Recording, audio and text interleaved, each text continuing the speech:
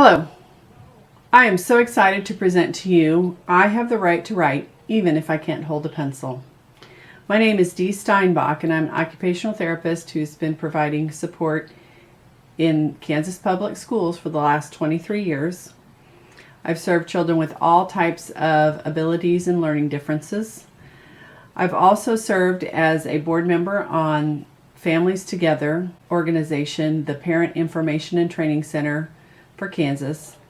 I've served as a consultant in the former Inclusion Network of Kansas. I've also been a trainer for the Vision Impaired in Services of America, known as VISA, for the Kansas Deafblind Project. And I'm currently working on my master's degree through the University of Kansas in Special Education Functional Skills. I want to say a quick thank you to my family, friends, and colleagues who have made this project possible. And a special thank you goes out to the University of Kansas Department of Special Education, in particular, Dr. Mary Morningstar, Dr. Michael Waymeyer, and Dr. Sean Smith. Your help has been invaluable. This project is dedicated to my son, Jacob.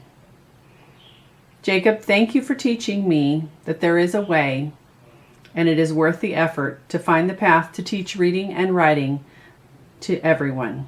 So in a nutshell, what we're going to cover is to learn who, why, how, and when of teaching written expression to students with significant disabilities by doing a review of the literature, understand some of the good components of literacy instruction, review the importance of instructional routines, how to develop instructional strategies within those routines, data collection for IEP goals to determine if the instruction is effective or not, which is why we're doing this in the first place, right? We want to make a difference, and I'm hoping to give you some tools to put in your toolkit to help your students build bridges in their world. Who are we teaching? We are talking about the students with the most significant disabilities, the ones with multiple impairments, the most severe challenges, the students with cognitive impairments and physical impairments, the other combined issues, students with even vision and hearing loss combined, known as deafblindness. What are we talking about? Teaching written expression because it is a significant part of literacy instruction.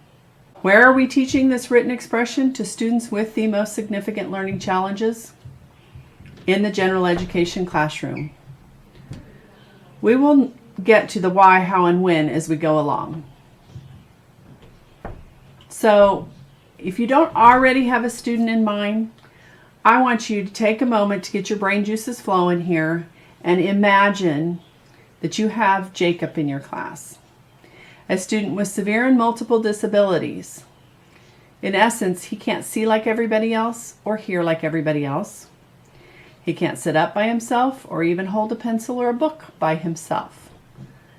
So how are you supposed to teach him to read and write in your classroom? This presentation is meant to help you develop a toolbox of options that you can tailor design to meet your unique learner's needs. So let's start with the why. Why would we bother doing this in the first place? Well, why should we teach all students not only to read but also write? In the United States of America, all students have the right to a free and appropriate public education under the Individuals with Disabilities Act of 2004, which was reinforced by the No Child Left Behind legislation. In essence, they have the right to learn what everyone else is learning.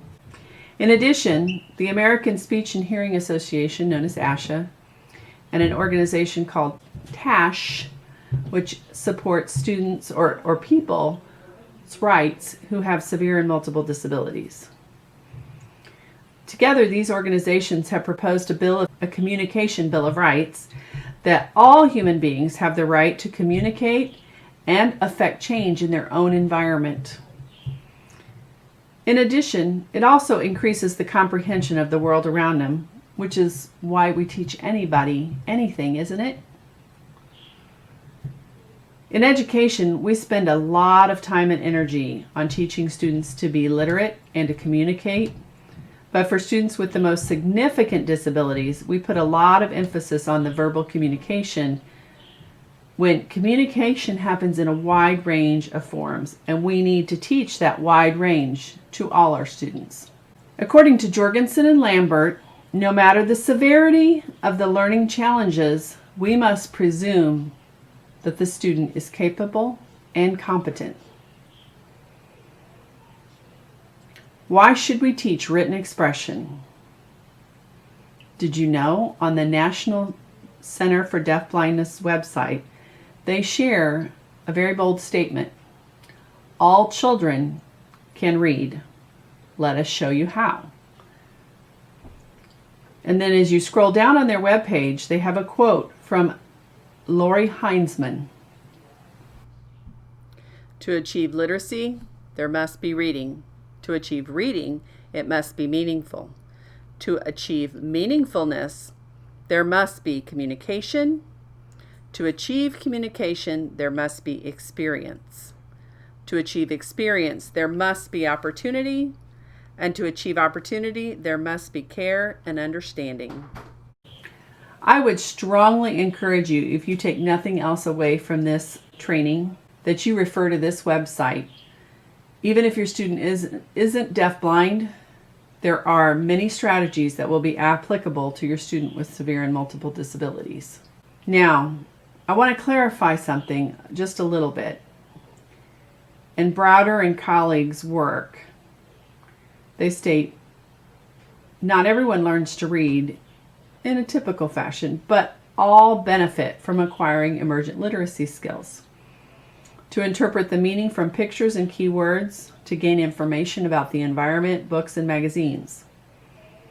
With that in mind, let's begin to delve into our purpose for today.